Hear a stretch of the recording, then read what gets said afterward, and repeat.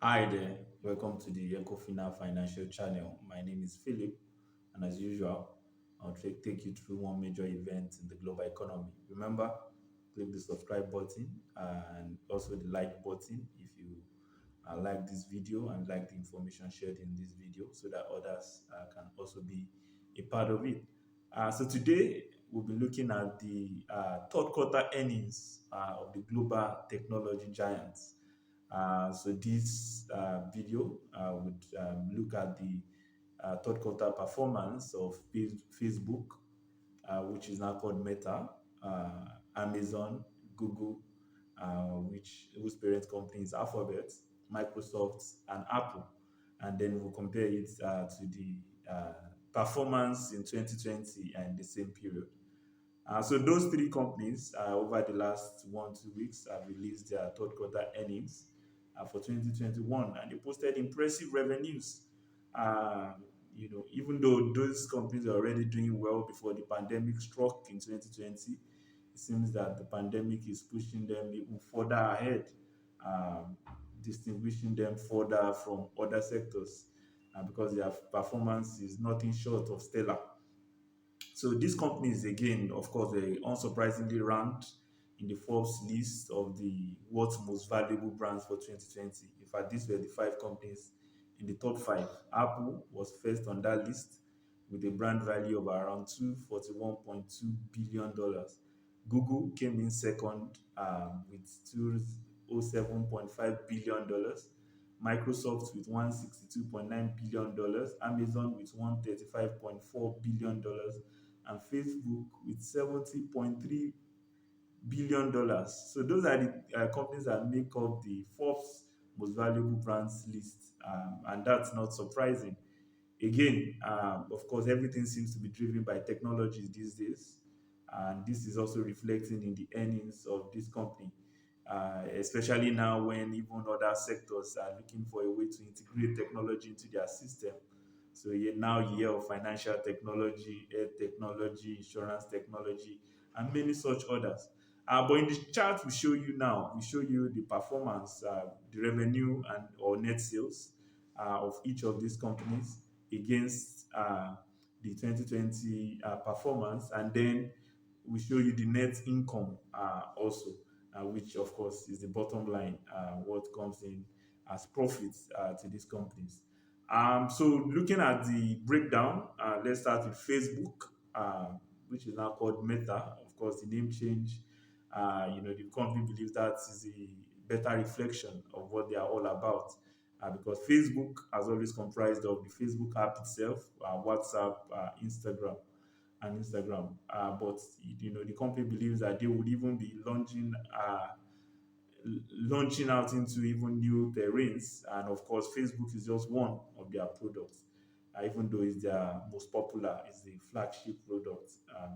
So Facebook, also called Meta now, posted revenues of $29.01 billion in the third quarter of 2021. When you compare that to 2020, where it was just $21.47 billion.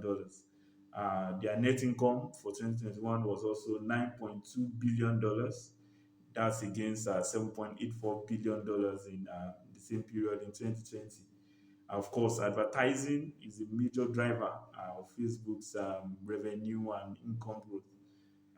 And now the company has monthly active users of 2.9 billion people. You heard that right, 2.9 billion people, which is almost half of the entire world population, which is nothing short of impressive.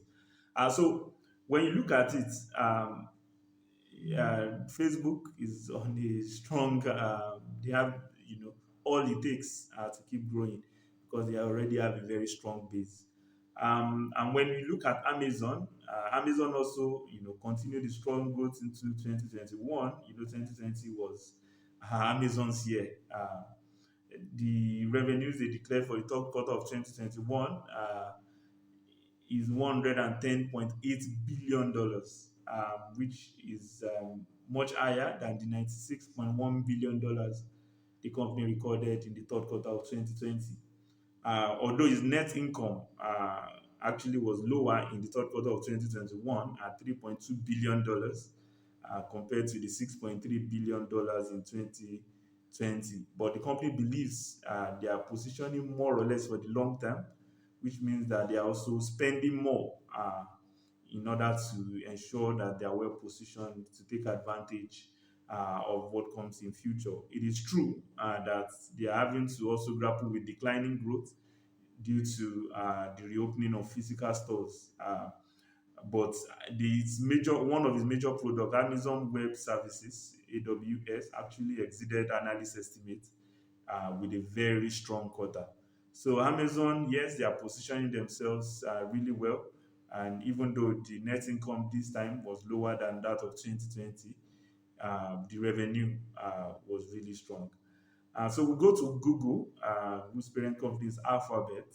So the third quarter shows that their revenues increased to $65.12 billion from $46.12 billion in the corresponding period of 2020.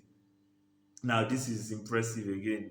In fact, their net income came in at $18.94 billion for 2021, third quarter of 2021, compared to $11.25 billion for 2020.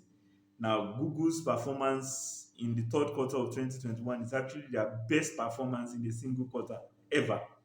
And this again was driven by strong advertising revenues. Um, so we go to Microsoft now. Microsoft's third quarter earnings was also very impressive at $45.32 billion in the third quarter of 2021 compared to $37.15 billion for the corresponding period in 2020. Net income was also $20.5 billion for 2021 third quarter compared to $13.89 billion in 2020. Microsoft performance actually exceeded the analyst expectations, and even their market capitalization has seen a surge and is now has now surpassed that of Apple in the process, which is quite impressive for Microsoft. It seems that they are well positioned in all the areas of strong need for companies, which is very good and is putting them in a very strong light. So for Apple, their third quarter earnings was also impressive. Their revenues was $83.4 billion, which is much higher than the $64.7 billion recorded in the third quarter of 2020. Their net income came in at $20.55 billion. That is also much higher than the $12.67 billion recorded in 2020. So it is expected really that these technology giants will continue to grow even in the coming years because everything seems to be going tech.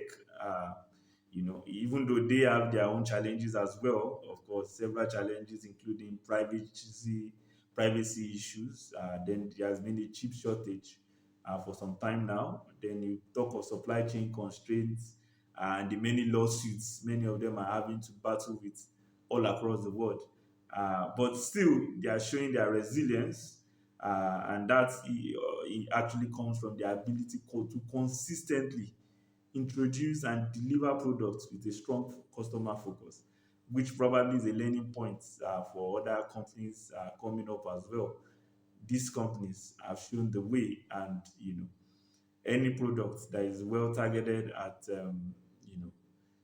at customers and which meets the needs really has a long way to go in selling to the best way possible. So that's it today on our channel. Remember, click the subscribe button and like the video if you find it informative, and then we'll be back with you next time with another version. Thank you.